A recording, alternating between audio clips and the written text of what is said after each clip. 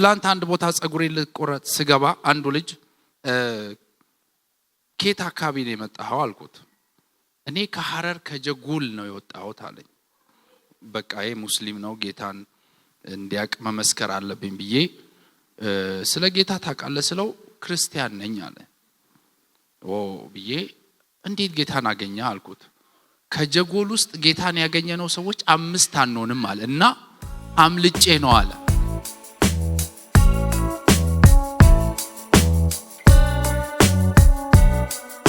ብድራል እቁቡ ቢዘገይም እድለኛ ነህ በሉት እና የኔ እድል የቱ ጋር ነው ካለ ሰማያዊው ዕጣ ወጥቶልሃል በሉት።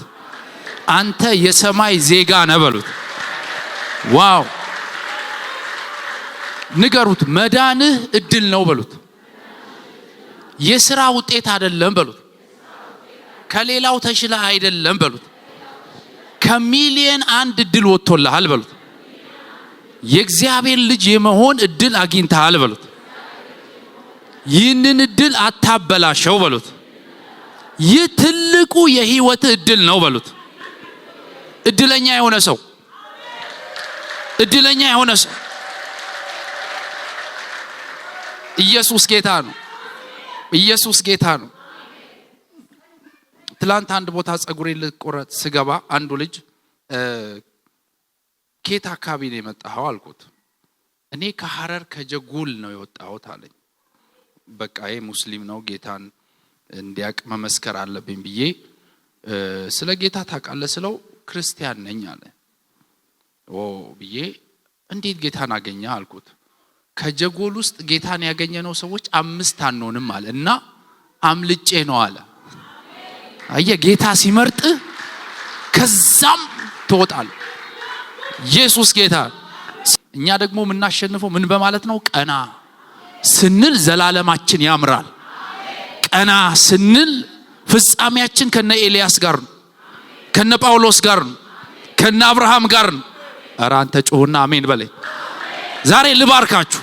እጆቻችሁን አንሱና በዚህ በረከት ጀምራለሁ። በኢየሱስ ስም እጸልያለሁ። አይኖቻችን በዚህ ማለዳ ይከፈት። አሜን ያለኝ ሰው ጥቂት ነው ግን እቀጥላለሁ። በዚህኛው አቅጣጫ ይሻለኛል። ዛሬ ለአንድ ሰው ጸልያለሁ። የአንድ ሰው አይን ከምድር ወደ ላይ ቀና ይበል። የአንድ ሰው ጆሮ ምድራዊውን ሳይሆን ሰማያዊውን ድምጽ ይስማ። ልባርካችሁ። የሰማይ አደራረግ ቤታችሁ ይግባ። የሰማይ ኮቴ ቤታችሁ ይግባ። የሰማይ ንግግር ቤታችሁ ይግባ። የሰማይ ሚዛን ሚዛናችሁ ይሁን። 2026 2018 ያንተ ነገር ግራ በመጋባት አይቆምም። ዓለምን ግራ ያጋባ ይቀጥላል። ለምን ካልክ ሰማይ የገባው ሰው ኦሪጂናሉ የገባው ሰው ቢዝነስ ግራ ይገባው፣ ኢኮኖሚ ግራ ይገባው፣ ትዳር ግራ ይገባው፣ አገልግሎት ግራ ይገባው። ልባርካችሁ ሰማይ ይግባችሁ።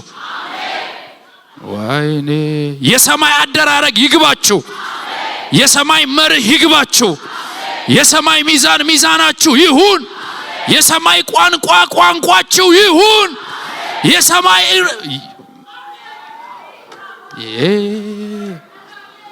ግራ አትጋባም። in the coming season you shall not get confused in the name of Jesus። ሰዎች ግራ በሚጋቡበት ዘመን አንተ ትቀጥላለህ። ምንድነው ሚስጥር? ሰማይ አንተ ቤት ብርሃኑን ሲያሳይ ኮንፊውዥን ይወገዳል። መውጫው ይታያል፣ መግቢያው ይታያል። ሰው አገልግሎት ሲያቆም አንተ ትጀምራለህ።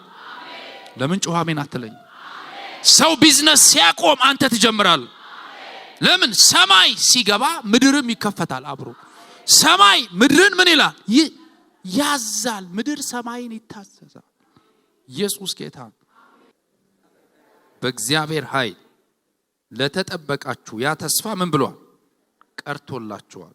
በዚህ እጅግ ደስ ይላችኋል። ነገር ግን በእሳት ምንም ቢፈተን የሚጠፋ ወርቅ ይልቅ አብልጦ የሚከብር የተፈተነ እምነታችሁ ኢየሱስ ክርስቶስ ሲገለጥ ለምስጋና ለክብር ለውዳሴ ይገኝ ዘንድ አሁን ለጥቂት ጊዜ ቢያስፈልግ በልዩ ልዩ ፈተና አዝናችኋል። ወርቅ እስኪ ማይኒንግ ላይ ሰርቶ የሚያቅሰዋል? ማዕድን ቁፋሮ ላይ ኤኒባዲ?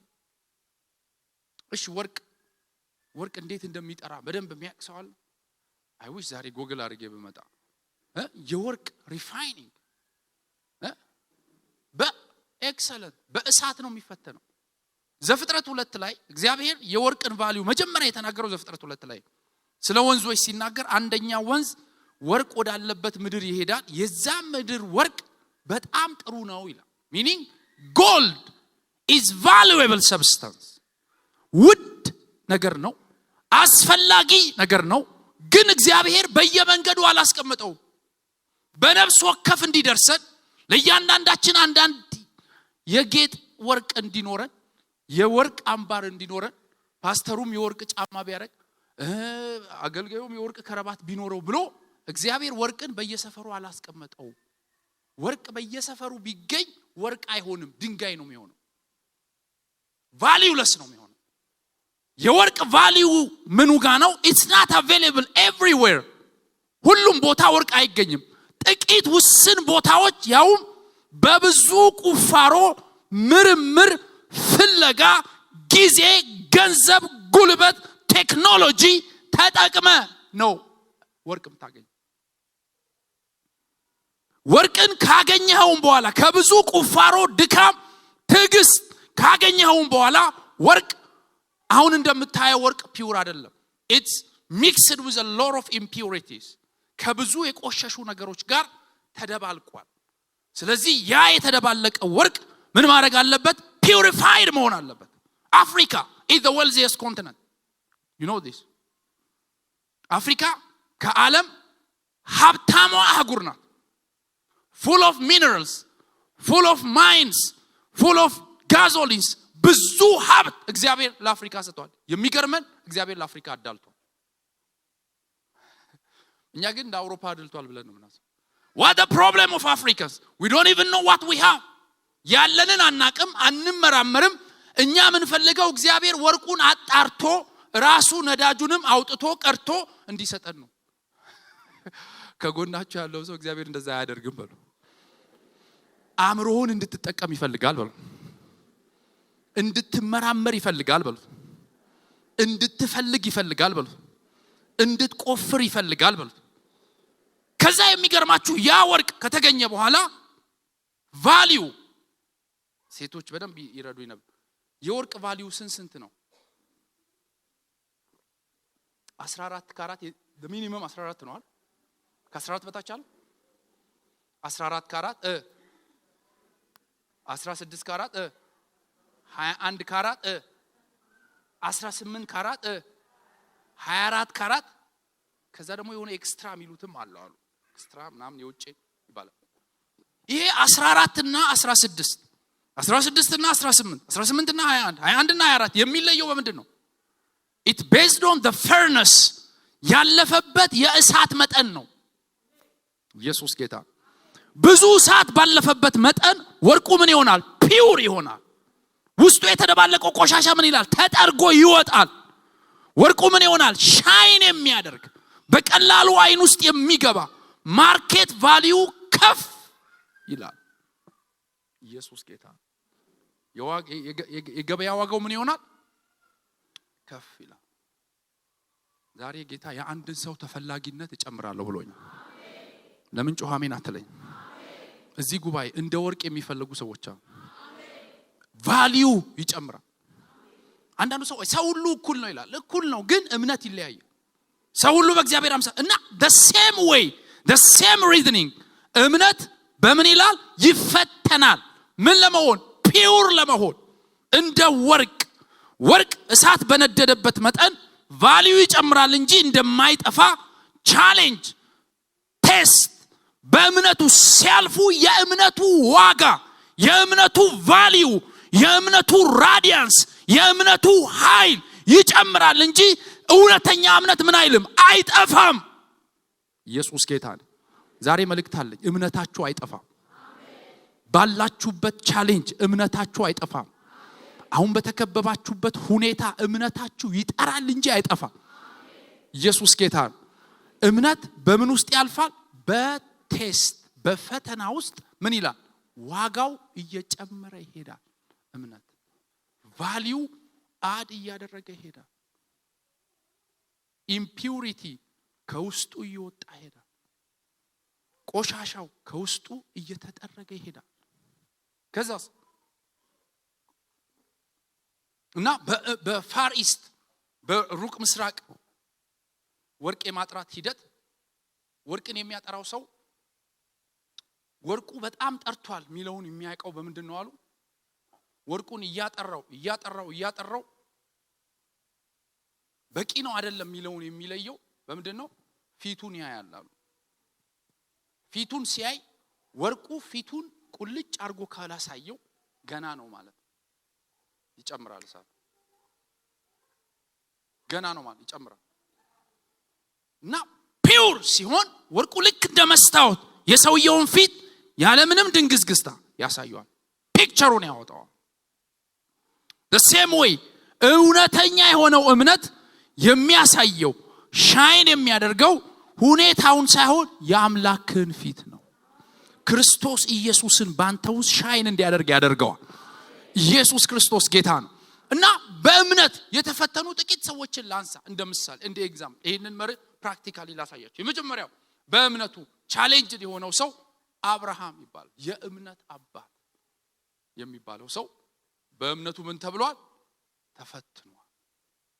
he is tested። እግዚአብሔርም አብርሃምን ምን አደረገው ይላል? ፈተነው። ከዚህም በኋላ እግዚአብሔር አብርሃምን ምን አደረገው? ፈተነው። ዕብራውያን ጻፊ ምን ይላል? አብርሃምም ሲፈተን ልጁን ይስሐቅ በምን አቀረበ? በእምነት አቀረበ ይላል። እግዚአብሔር 25 ዓመት አንድ ልጅ ሊሰጠው አስጠበቀው አብርሃም 25 years 25 ዓመት the next night ሊሰጠው ይችላል እኮ እግዚአብሔር አይችልም? እንደወጣ ከካራን እንደወጣ ልጅ ቢሰጠው አይችልም? ይችላል አይችልም? እና 25 ዓመት ሰውየው ለምን አቆየ? why God 25 ዓመት ሰውየው ላይ እግዚአብሔር ምን አይነት ድራማ እየሰራ ነው? የተፈጥሮ እድሜው አብቅቶ የመውለድ ቻንሱ ከ100 እስኪሆን ድረስ እግዚአብሔር ለምን ጠበቀ? የሳራ ተፈጥሯዊ ወግ አብቅቶ ሳራ ሜኖፖዝ በህክምና ላይ ነው የምሰራው እኔ ህፃናት ሐኪም ነኝ። ሜኖፖዝ ላይ ከደረሰ የሴት እንቁላል ዲሴንድ እንዲያደርግ የሚያደርገው የሚያዘው ሳይክል ቆሟል ማለት ነው። ኦቫሪዎች አይወርዱ፣ እርግዝና የመከሰት እድሉ 0 ነው። እግዚአብሔር 0 እስኪሆን ጠበቀ። አብርሃም ደግሞ አርጅቶ ሰውነቱ ዴድ የሞተ ሰውነት ማለት ብርድም አይመስለው አይሰማው፣ ሙቀትም አይሰማው። ትዝ ይላችኋል ዳዊት ባረጀ ጊዜ ምን ይላል? በብርድ ልብስ አልሞቅ አለ ሰውነቱ። ከዛስ አቅፋ የምታሞቅ ሴት ከእስራኤል ተፈልጋ ሙቀትም በተውሶ ነው ታውቃለህ። በእድሜው እንደዛ እኮ ይሆነ ሙቀት ራሱ አይሞቅም፣ ለብሰም አይሞቅ እድሜ ያለ አብርሃም እንደዛ ገባ። ቢለብስ አይሞቀው አልተጻፈም፣ ቢደርብ አይሞቀው። በዛ እድሜ እግዚአብሔር መጣና የዛሬ ዓመት ልጅ ትወልዳለህ ሳራን አስባታለሁ ሲል ሳራ ሰማችና ምን አደረገች? ሳቀች። ኢየሱስ ጌታ። አንዳንዶቻችሁ ዛሬ እግዚአብሔር የሚናገራችሁ ነገር ያስቃችኋል።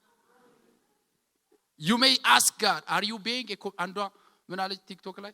ጌታው ሙድ ያስገብኝ ነው እንዴ አለች አልኩት አለ። እኔ ማልፍበት ሌላ ነው፣ እግዚአብሔር የሚነግረኝ ሌላ ነው።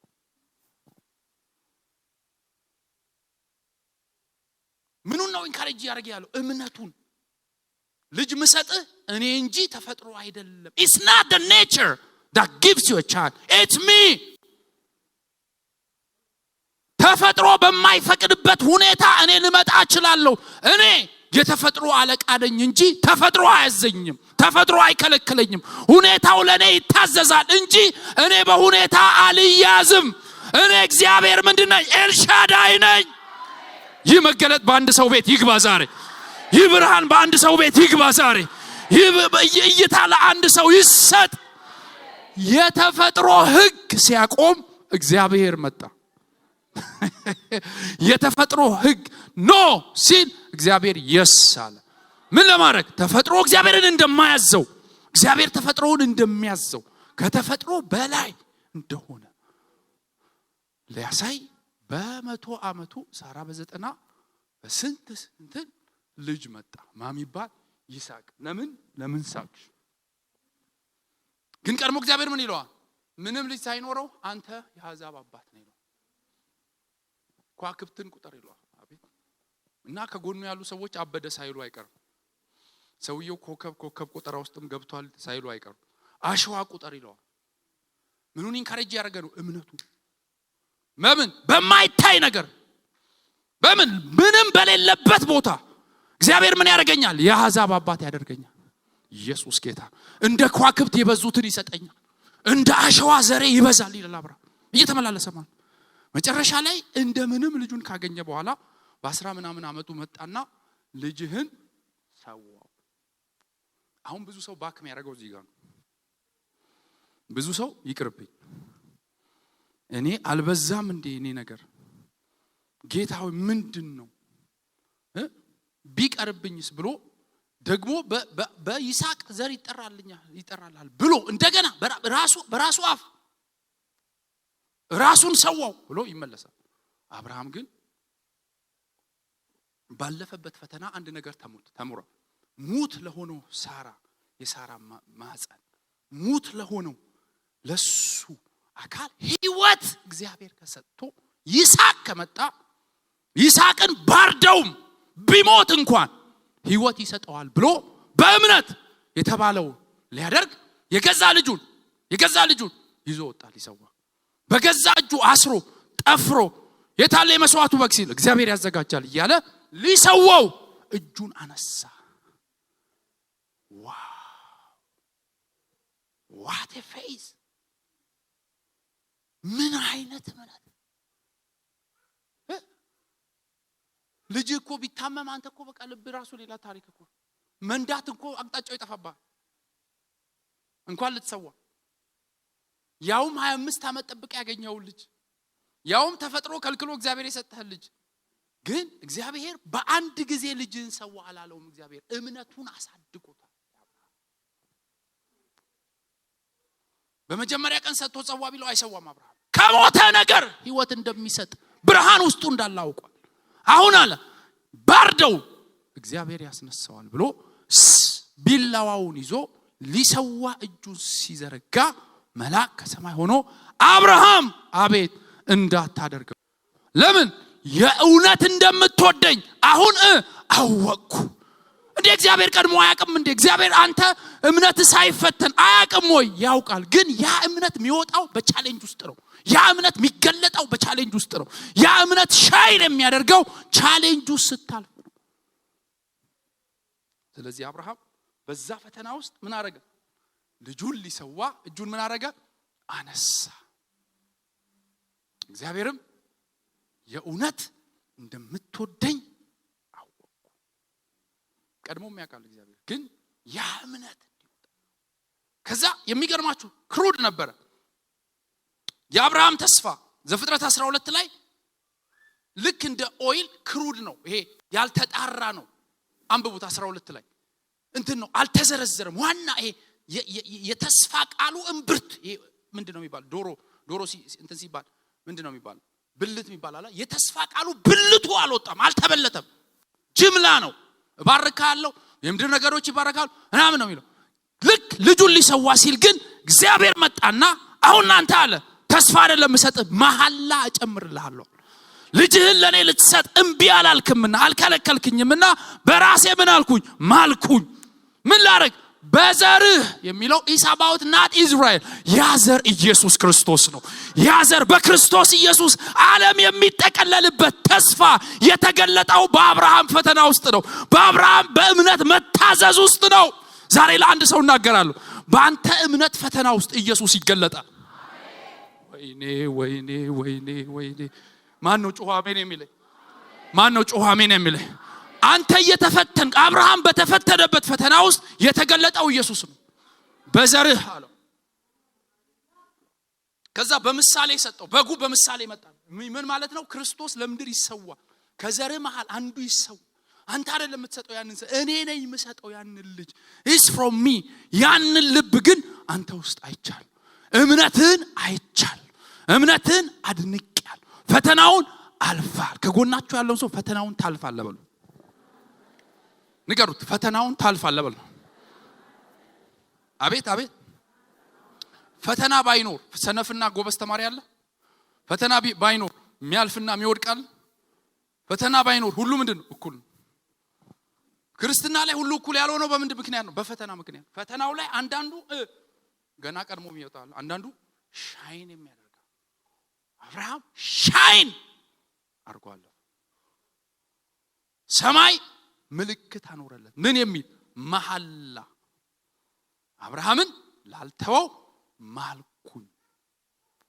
ዋው ዋው። ስለዚህ አብርሃም ለመጪው ትውልድ የምን ምልክት ሆነ? የእምነት ምልክት ሆነ። ከአብርሃም ዘሮች መሃል በእምነት ሌላ የተፈተነው ሰው ዮሴፍ ነው። ዮሴፍ እግዚአብሔር ወንድሞች 11 ከዋክብት ፀሐይና ጨረቃን ጀምሮ ይሰግዱልሃል ብሎት በህልም አሳይቶት 10 ወንድሞቹ ገደል ነው የጨመሩ ይሰግዳሉ ተብለው ጉድጓድ ውስጥ። ከዛስ ገንዘብ እንትን ብለው ተነጋግረው ወደ ግብጽ። ከዛስ ባሪያ ነው የሆነው። ይሰገድልኛል ያለው ሰውዬ የሰው ፊት እያየም ይሰግዶ ነው። ህልሙ ሌላ ነው፣ የሚሆነው ሌላ ነው። ተቃርኖ መጨረሻ ላይ ከዛም ይባስ ብሎ ያም በዛበት ተብሎ እስር ቤት፣ የፖለቲካ ወንጀለኛ የሚታሰርበት እስር ቤት ገባ። አሁን ዮሴፍ ህልም ባላየው ህልም በቀረብኝ ማለት ያለበት ቦታ ላይ ደረሰ። ግን ምን ይላል? ህልም ከእግዚአብሔር ነው ይላል። ሁለት ህልመኞች ሲያገኝ ምንድነው አለምን? ምን አሏቸው? እንደዚህ እና ህልም ከእግዚአብሔር አይደል? አምጡት። ኢየሱስ ጌታ። ህልሙን ሲፈታ የሚገርማችሁ የሱ ህልም አልተፈታም። የሱ ህልም ትርጉም አካል አለበሰ። የሚገርመው እሱ የፈታላቸው ሰዎች ደግሞ ህልማቸው ይሰራል። አንዳንዴ እግዚአብሔር ያንተን ነገር ሳይፈታ ባንተ ሌሎችን ነገር ሊፈታ ይችላል። ያማል አንዳንዴ እግዚአብሔር ምን አርጌው ነው በእኔ ሌሎችን ችግር ፈቶ የኔን ያስቀረው ትላል። የሚበልጥ ነገር አይቶልን፣ የሚበልጥ ነገር አይቶልሽ፣ የተሻለ ነገር ላንተ ላይ ያደርግ አስቦ ነው። እና የዮሴፍ ህልም አልተፈታም። የነዚህ ልጆች ተፈተው ወደ ፖዚሽን ሲመለሱ ዮሴፍ ህልሙ ሳይፈታ ቀረን። የመጣለት ቃል ምን አለው? ፈተነው።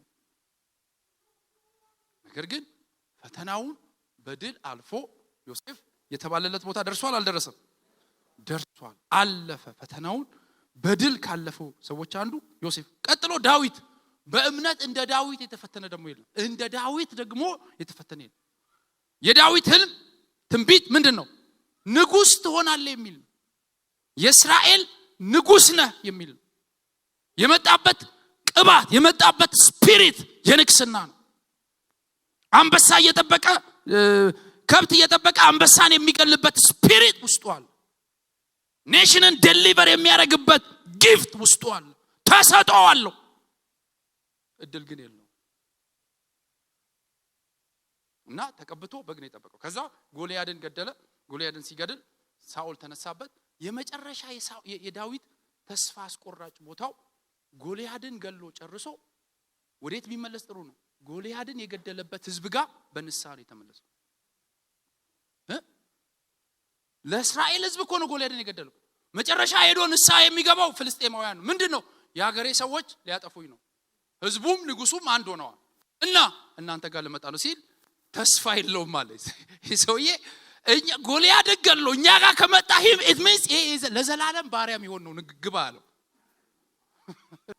ዳዊት የሆነው እንደዛ ነው። ጎልያድን ገሎ ሲጨርስ የመጣው ጎልያድን የገደለበት ማህበረሰብ ጋር ምን ሊል ባሪያ ሊሆን። ህልሙ ምንድነው? ትደክሳለህ። ዋው! የሚገርማችሁ አጠገቡ ያሉት 200-400 ሰዎችም ፂግላግ ስትቃጠል ድንጋይ አነሱ ይላል። እስራኤል አባሮታ አጠገቡ ያሉ ሰዎች ድንጋይ አንስተዋል። ዴቪድ must be exhausted ነው። ግን ምን አለ? ዳዊትም በአምላኩ በእግዚአብሔር ልቡን ምን አረገ? እምነቱ በማን ላይ ሆነ? በእግዚአብሔር ላይ። የአንድ ሰው እምነት ዛሬ ከሆኑ ነገሮች ላይ፣ ከአጎቱ ላይ፣ ከአክስቱ ላይ፣ ከአያቱ ላይ፣ ከሆነ ሰው ላይ ወደ እግዚአብሔር ይመለስ። ምን ነው ጮህ አሜን ብትለኝ? እግዚአብሔርን ብቻ ማየት፣ እግዚአብሔርን ብቻ ማሰብ፣ እሱን ብቻ ማመን ሲጀምር ኃይል ይሆንልሃል፣ ጉልበት ይሆንልሃል፣ ትበረታለህ።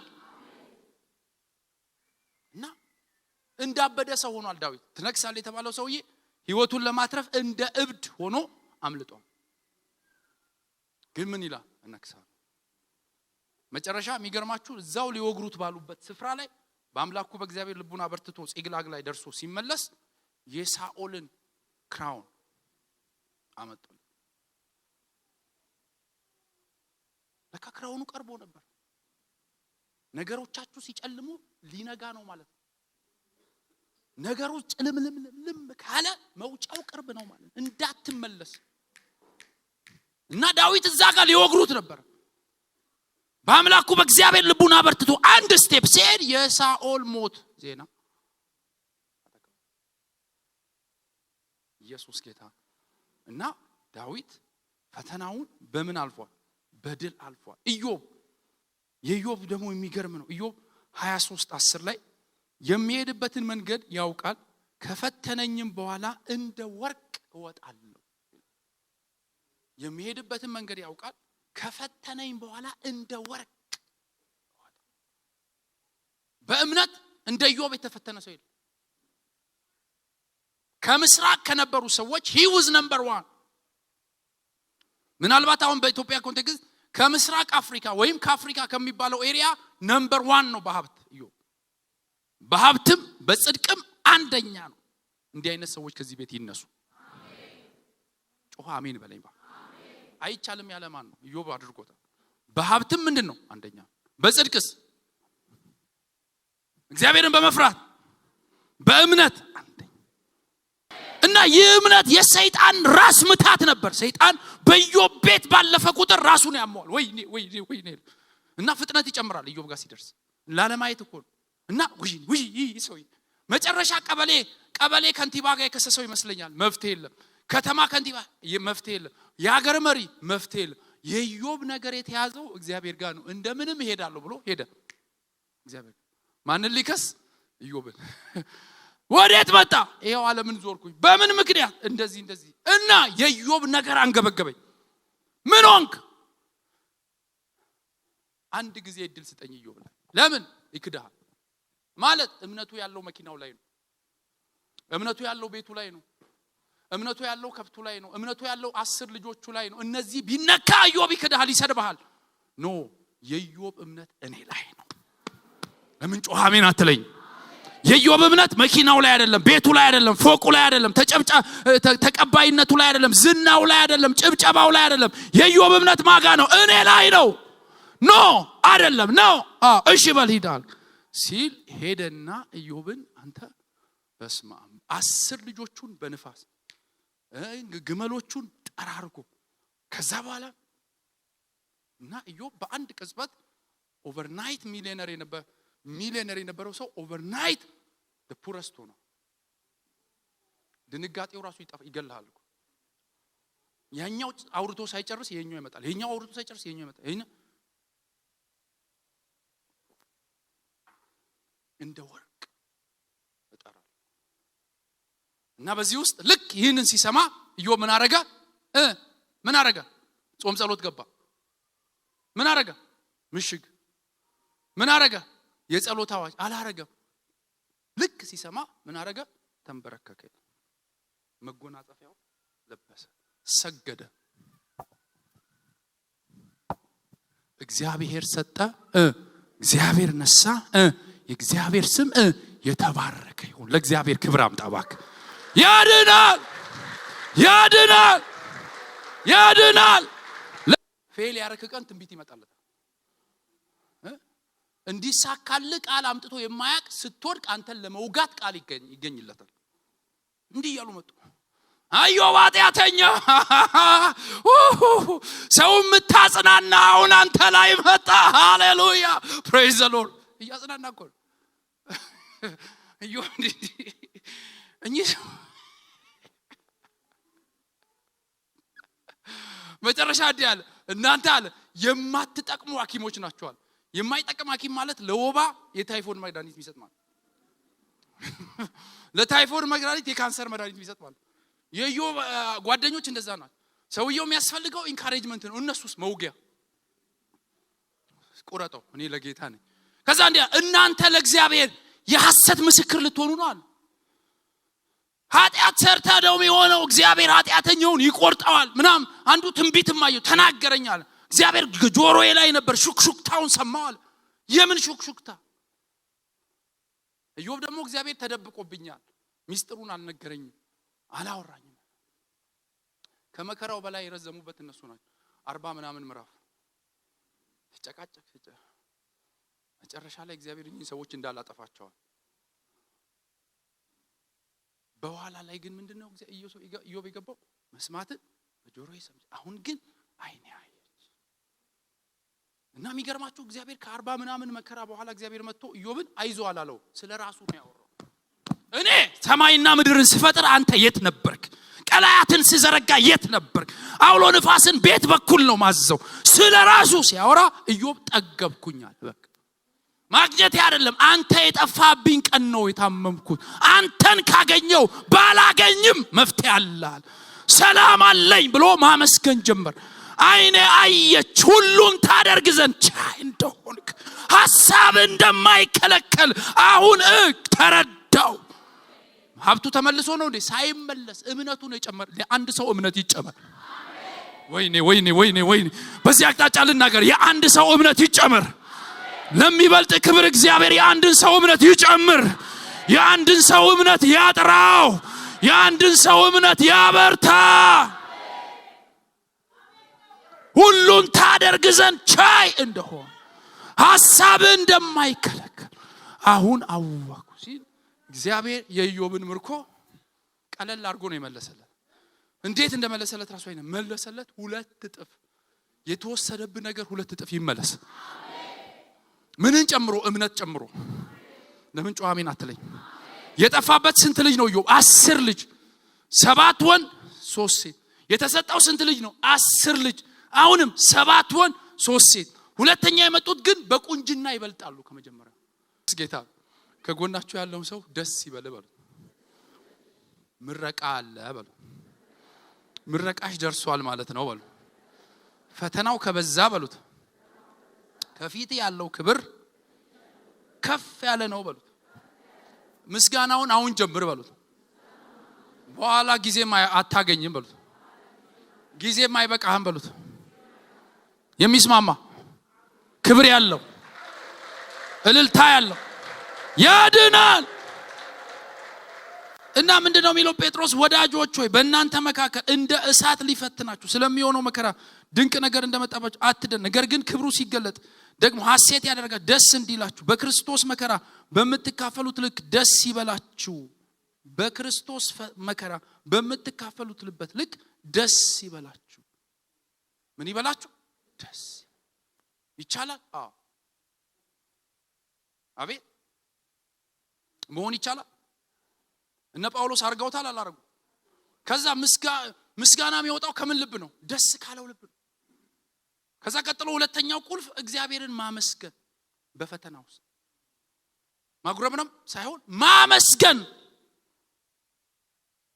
መጀመሪያ ደስ ይበል በእግዚአብሔር። ምንም ባይኖር እግዚአብሔር አለ። ጤና ባይኖር፣ ገንዘብ ባይኖር፣ ልጅ ባይኖር ማን አለ? እግዚአብሔር። በማደስ ይበል በእግዚአብሔር። ሁልጊዜ በጌታ ምን ይበላችሁ? ደስ ይበላል። ምን አርጉ? ሴሌብሬት አርጉ። ያንተ ደስታ ለሰይጣን ምንድነው? ራስ ምታት፣ ድንጋጤ ነው። it's a headache። ሊያብድ ነው ብሎ ሲጠብቅ አንተ እየሳክ ነው ዛሬ። በቃ የሰውዬ ለቀቀ ሲል በልሳን እየተናገርክ ነው። እና ሊያጽናና መጥቶ አንተ አጽናንተው ይመለሳል። ምን ማለት ነው? ደስታ ውስጥ አለ። ሪል ፒውር እግዚአብሔር ደስታ ምናችን? ኃይላችን። ኢየሱስ ጌታ ነው። ከዛ ቀጥሎ ምንድነው? ማመስገን። በፈተና ውስጥ በቻሌንጅ ውስጥ ምን በሉ? አመስግኑ። ሮሜ 4 ላይ ስለ አብርሃም ሲናገር አብርሃም ሙት ከሆነው ከሳራ ማፀን እግዚአብሔር ልጅ እንደሚሰጠው እያመነ ለእግዚአብሔር ክብርን እየሰጠ በእምነቱ በረታ እንጂ ባለማመን ምክንያት ምን አላለም? አልተንገዳገደም። ምንን እየሰጠ? ክብር እየሰጠ። አቤት ቁጥር 20 ለእግዚአብሔር ክብር እየሰጠ የሰጠውን ተስፋ ሊፈጽም እንዲችል አጥብቆ እየተረዳ በእምነት በረታ እንጂ ባለማመን ምክንያት በእግዚአብሔር ተስፋ ቃል ላይ አልተጠራጠረም። እንግሊዝኛው አልተንገዳገደም። he didn't stagger by unbelief። ምን እየሰጠ? ክብር እየሰጠ። ኢዮብ ፈተናው ሲገባ ምንድነው ያደረገው? ሰገደ፣ አመሰገነ። እውቅና ለማ? እግዚአብሔር።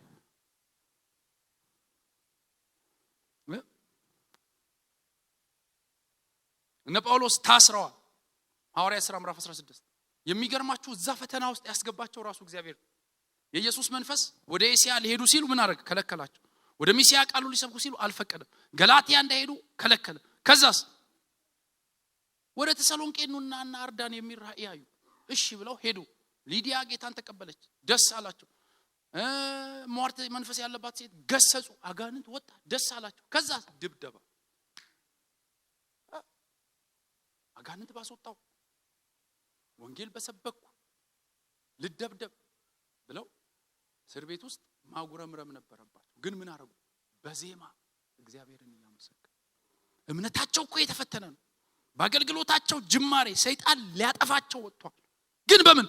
በምስጋና ሲቀድሙት ያ ፈተና ውስጥ እግዚአብሔር በክብሩ ተገለጠ። ለምን አሜን አትሉም? ለምን አሜን አትሉም? እና የወይኒው መሰረት ተናወጠ። ስትነቀፉ የክብር መንፈስ በእናንተ ላይ ምን ይላል? ያርፋል። እየጨረስኩ ነው። ያርፋል። እያመሰገን ነው ምን እንቀበላለን? የእግዚአብሔርን ኃይል እንቀበላለን። እና በዚህ ፈተና ውስጥ ሌላው መማርና መለማመድ ያለብን ነገር ቢኖር ምንድነው? ትዕግስት። ኢዮብን ምን አለ? ቢገለኝም እንኳን እሱን እጠብቀዋለሁ፣ ፍጽምናዬን አልተውም፣ ጽድቄን አልተውም፣ ፍጽምናዬን ይይዛለሁ። በእምነትና በትዕግስት ተስፋቸውን የወረሱትን ምሰሉ እንጂ ተስፋ የሚወረሰው በምንድን ነው? በእምነት ነው። ቀጥሎስ በትዕግስት። እምነት ምንድን ነው የሚለው? ይሆናል ነው የሚለው። መቼ? ዛሬ ሊያደርገው ይችላል። ትዕግስትስ ዛሬም ባይሆን እጠብቃለሁ። ቻሌንጅ ቢኖር ምን እላለሁ? እጠብቃለሁ። ነገሩ ባይመስልም ምን እላለሁ? እጠብቃለሁ። ኢየሱስ ጌታ። በቻሌንጅ ውስጥ ጳውሎስ ምን አለ? በመከራ ትዕግስት፣ ትዕግስት ተስፋ፣ ተስፋ ደግሞ ምን አይልም? አያሳፍርም። ቻሌንጁ ምንድነው የሚያስተምር? ትዕግስት። እስኪ ከጎናችሁ ያለውን ሰው ትዕግስት ይኑር በሉት። እግዚአብሔር ይመጣል በሉት።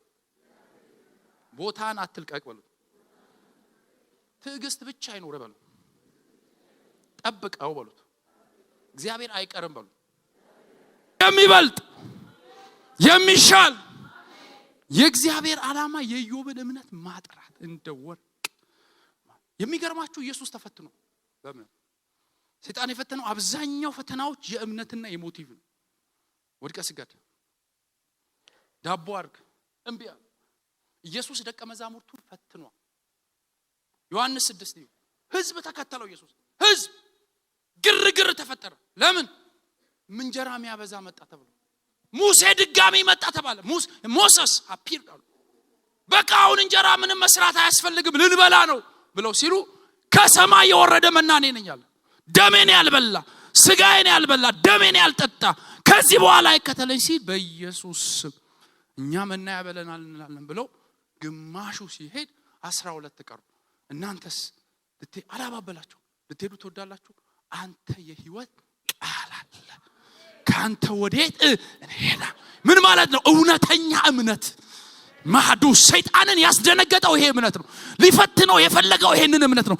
የጠላው ይህን እምነት ነበር። እግዚአብሔር ስላበላ አይደለም፣ ሀብታም ስላረገን አይደለም፣ ስለሰጠን አይደለም። እና እንዴት እንለፍ፣ ፈተናዎችን በምን አይነት መንገድ እንለፍ ሚለውን ጥቂት ተናግሬ ጨርሳለሁ። አንደኛ በፈተናው ስናልፍ እምነታችን ሲፈተን መጀመሪያ ማድረግ ያለብን በፈተናው ስናልፍ ደስ ይበላችሁ ነው። አራተኛ ምንድነው ማድረግ ያለብን? አራተኛው ደግሞ እግዚአብሔር በፈተና ውስጥ የሚያዘጋጀውን መውጫ ማየት። God always ዛሬ እግዚአብሔር ያንዳንድ ሰዎችን ሲዝን እቀይራለሁ አለ። ማን እንዳስገባቸው አላውቅም። የገቡበት የመከራ በር ውስጥ እንደዛው እግዚአብሔር መውጫ አዘጋጅቶ ይወጣሉ። ለምን ጮህ አሜን አትለኝ? መከራው መግቢያ እንዳለው መከራው መውጫ አለው። ፈተና ቤቱ ፈተና ክፍል መግቢያ እንዳለው ከፈተና ክፍል መውጫ አለው። ቻሌንጁ መግቢያ እንዳለው ቻሌንጁ ደግሞ ምን አለው? መውጫ አለው። እስኪ ጮህና መውጫ አለ በሉ እስኪ። አይሰማኝ? መውጫ አለ በሉ እስኪ። የፈተናውን መውጫ በሉ እስኪ። ዛሬ ማታ እግዚአብሔር ያሳየኛል በሉ። ዛሬ እግዚአብሔር በህልም የሚያሳያቸው ሰዎች አሉ። እጃቸውን ይዞ የሚያወጣቸው ሰዎች አሉ። ያንተ ፈተና መውጫው ይሄ ነው የሚላቸው ሰዎች አሉ። የመውጫቸው ዘመን ደርሷል አለኝ ጌታ።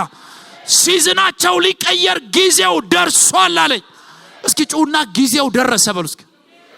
የመውጫው ጊዜ ደረሰ በሉ እስኪ። አንደኛ ቆሮንቶስ 10:13 ላይ ጳውሎስ እንዲህ ይላል፣ ለሰው ሁሉ ከሚሆነው በቀር ምንም ፈተና አልደረሰባችሁም፣ ነገር ግን ከሚቻላችሁ መጠን ይልቅ ትፈተኑ ዘንድ የማይፈቅድ እግዚአብሔር የታመነ ነው፣ ትታገዙ ዘንድ እንድትችሉ ከፈተናው ጋር መውጫውን ደግሞ ምን ይላል? ያደርግላችኋል። ከፈተናው ጋር ምን አለ? መውጫ። ዘዳግም 29 እንዲህ ይላል፣ አይኖቻችሁ 29:3 አይኖቻችሁ ያዩአቸውን ታላላቅ ፈተናዎች ታላላቅ ታምራትና ድንቆችን አይታችኋል። አይኖቻችሁ ያዩአቸውን ታላላቅ ፈተናዎች። የኤርትራ ባህር ከፊት ሲደቀን ፈተና ነው። ግን ምን ሊሆን ነው? ተአምር ሊሆን ነው። አቤት ፈተናዎች፣ ተአምራቶች፣ ድንቆች አይታችኋል። እግዚአብሔር ግን አስተዋይ ልብ፣ የሚያዩ አይኖች፣ የሚሰሙ ጆሮች እስከዛሬ ድረስ አልሰጣችሁም። የሚያይ አይን፣ የሚሰማ ጆሮ፣ የሚያስተውል ልብ አላገኛችሁም። ብዙ ፈተና አይተዋል፣ ብዙ ታምራት አይተዋል፣ ግን አያምኑም ሰዎች። ያለፉበት ፈተናና ታምራት ወደ እምነት አያመጣቸው። ስለዚህ እግዚአብሔር ተቸገረና ይሄ ህዝብ 10 ጊዜ ታምር አድርጌ በ11ኛው የማያምነኝ እስከ መቼ ነው አለ።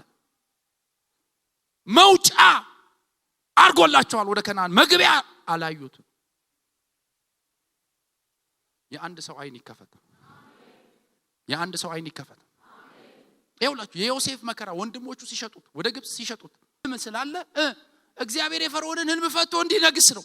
ቻሌንጁ ሁሉም ያስተካክለው ወደ መውጫው ነው። ወደ ንግስና ወደ ታየል ከፍታ እያስጠጋ ነው። መከራው እየገፋ ነው። ተሸክሞ እያደረሰ ነው። እግዚአብሔር ወደ አለል ተራራ ሊያወጣ ነው። አይኖች መውጫውን ይመልከቱ። አይኖችሽ መውጫውን ይመልከቱ። ለምሳሌ ሃና ለአንዳንዶቻችሁ የመልእክት ነው። ሃና ይሄ ለአንዳንዶቻችሁ መልእክት ነው። ልጅ እምቢ አላት። በቃ ማህፀኗ ተዘጋ። ብትል በዘይት በጨው በምን ብታጸልይ አልመጣም። በቃ እግዚአብሔር መውጫውን ሲያሳያት ልጅ ወልጄ ለእግዚአብሔር ሰጠዋለሁ። የሷ መውጫ ያ ነው። ያ ስለት ያ ጸሎት ነው። ተስኪ ምትወልጂው ለማን ነው? እግዚአብሔር ምን አለ? አንቺ ምትወልጂው ለኔ ነው። ያንቺ ልጅ የማን ነው? የኔ ነው። ያንን ጸሎት ስትጸልይ እግዚአብሔር ሰማ፣ ማህፀኗን ከፈተ። ዘመን የሚቀይር ሳሙኤል ተወለደ። ክብር የተሸከመ ሳሙኤል ተወለደ። ያንዳንዶቻችሁ ታሪክ እንዲቀየራል። መውጫውን ያሳያችኋል። ከፈተናው ጋር መውጫውን ታዩታላችሁ። ወደ ክብራችሁ ወደ መመረቂያ አዳራሻችሁ የምትገቡበትን መግቢያ ወይም ከፈተና የምትወጡበትን መውጫ እግዚአብሔር ዛሬ ማለዳ ያሳያችሁ። አይኖቻችሁ ቻሌንጁ ላይ አያተኩሩ። ችግሩ ላይ አትቸንከር። እያጉረመረምክ ወደ መሬት አትመልከት። መውጫ አለ። ምንም ምድራዊም ሆነ ምንም ፈተና ተፈትኜ አላቅም። እኔ እግዚአብሔር በጣም ስለረዳኝ ትምህርት ቤትም መልኬን አይተው ሳልፈተን ነው ያሳለፉኝ የሚል ሰው እስኪ ይሄ ተለየ ጸጋ ነው። በኋላ ይጸልይልናል ይሰው። በቃ ትምህርት ቤትም ስገባ ሞገስ ስላለኝ ሳልፈተን ያሳልፉኛል የሚል ሰው የለም። እሺ ሳይፈተን የተመረቀ ሰው እስኪ አለ ግራጁዌሽን ካለ ሁልጊዜ ምን አለ? ምረቃ ካለ ምን አለ? ፈተና አለ። there is a test and there is a graduation። ለምረቃው ሁልጊዜ ምን አለው? ፈተና አለው። ከአንዱ ሌቭል ወደ አንዱ ሌቭል የምትሻገረው ምን ብለ ነው? ተፈትነ ነው። የሚገርመው እምነትም ይፈተናል። እግዚአብሔር የሰው ልጆችን እምነት ምን ይላል? ይፈትናል። የሚገርም ነገር ፈተና በእምነት ዓለም is very common። መጽሐፍ ቅዱስ ዕብራውያን 11 ላይ የእምነት አባቶች የቀደሙት አባቶች የተመሰከረላቸው በምንድነው ይላል? በእምነታቸው ነው። እያንዳንዱ ምስክርነት ግን ምንድነው? ከፈተና በኋላ ነው። they were tested after a test ምን ይላሉ? ቴስቲሞኒ ይኖራቸዋል። እና ክርስቶስ በምድር ላይ በተመላለሰ ጊዜ ከሚገርሙት ነገሮች አንዱ ምንድነው? እምነት ነው። ከሚደንቀው ነገር አንዱ ደግሞ የሰው አለማመን። እና እምነትን አፕሪሺየት ያደርግ ነበር። ዋው ይላል ኢየሱስ። ኢየሱስ አንድም ስፍራ ሀብታም ሰው አይቶ ዋው ብሎ አያውቅም። ዝነኛ ሰው አይቶ ፐ ብሎ አያውቅም። ኢየሱስን ያስገረመው ነገር ምንድነው ብትሉኝ ምንድነው? እምነት ፌዝ ሲያይ this man ይላል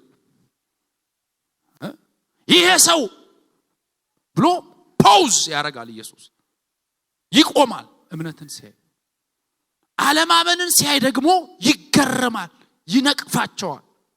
እና በእምነታቸው ከተመሰከረላቸው ሰዎች አንዱ የመቶ አለቃው ነው። ናና ቤቴ ፈውስ ሲባል ቃል ተናገር፣ እኔ እንኳን የመቶ አለቃ ነኝ አዛለው የምለው ይሆናል፣ አንተ ብትናገር ይሆናል ሲለው ተደነቀና እንደዚህ አይነት እምነት በእስራኤል እንኳን አላየው።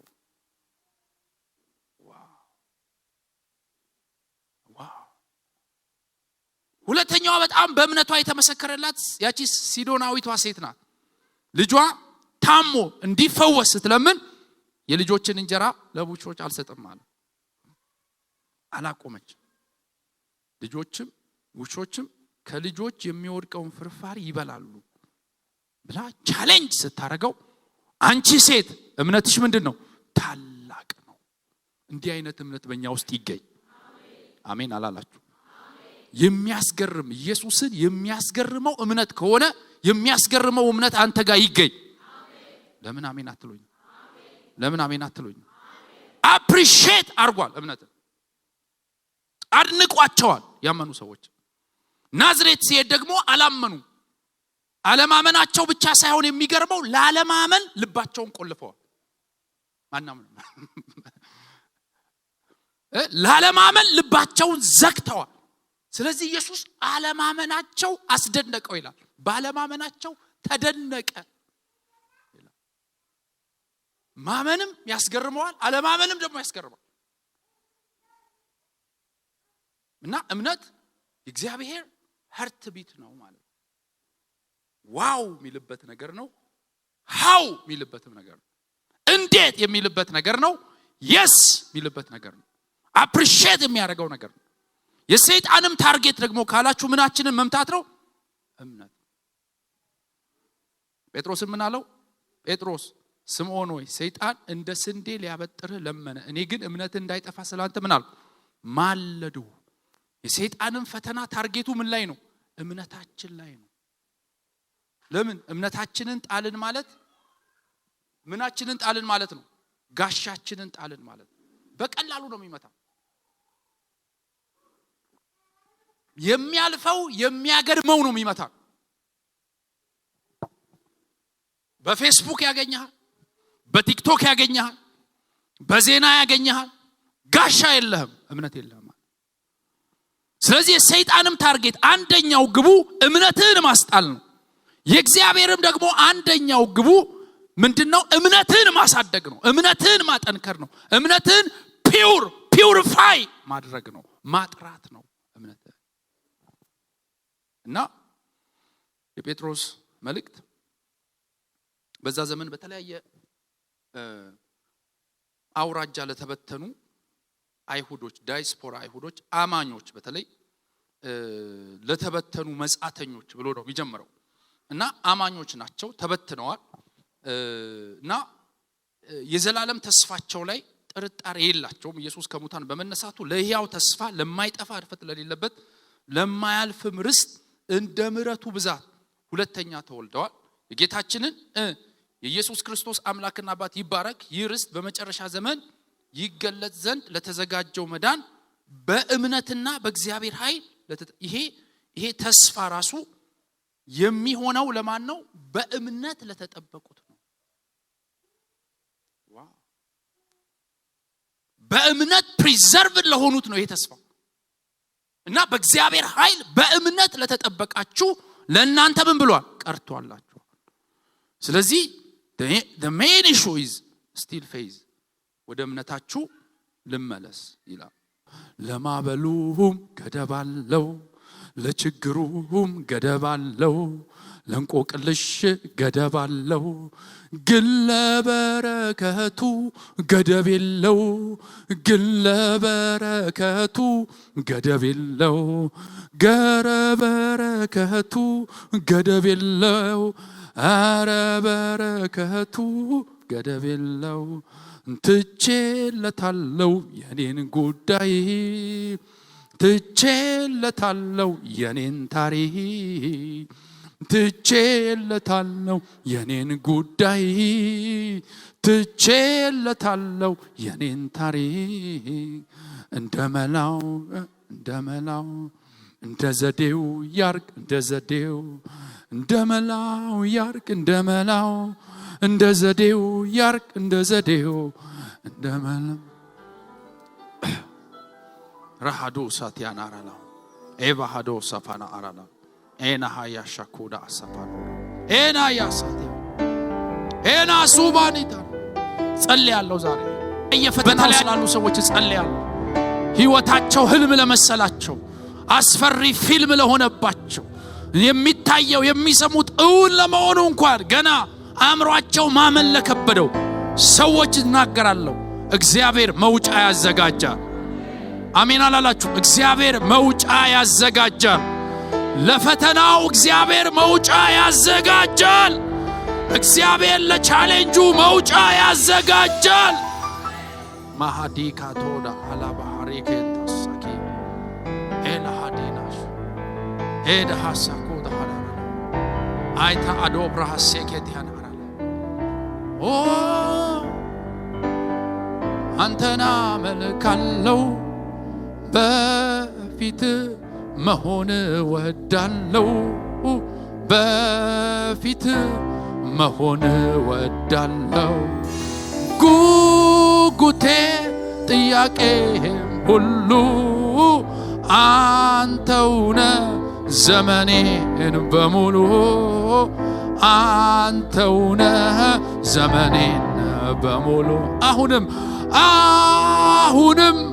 አንተና መልካለው በፊት መሆን ወዳለው በፊት መሆን ወዳለው ጉጉቴ ፍላጎቴም ሁሉ አንተውነ ዘመኔንም በሙሉ አንተውነ ዘመኔን በሙሉ አንተ መልካምነ አንተ መልካምነ አንተ መልካምነ አንተ መልካምነ አንተ አዋቂነ አንተ አዋቂነ አንተ አዋቂነ አንተ አዋቂነ አንተ መልካምነ አንተ መልካምነ አንተ አዋቂነ አንተ አዋቂነ አንተ መልካምነ ተናገሩ አንተ መልካምነ አንተ መልካምነ አንተ አዋቂነ አንተ አዋቂነ አንተ መልካምነ አንተ መልካም ነህ፣ አንተ አዋቂ ነህ፣ አንተ አዋቂ ነህ፣ አንተ መልካም ነህ፣ አንተ መልካም ነህ። አሁንም አንተና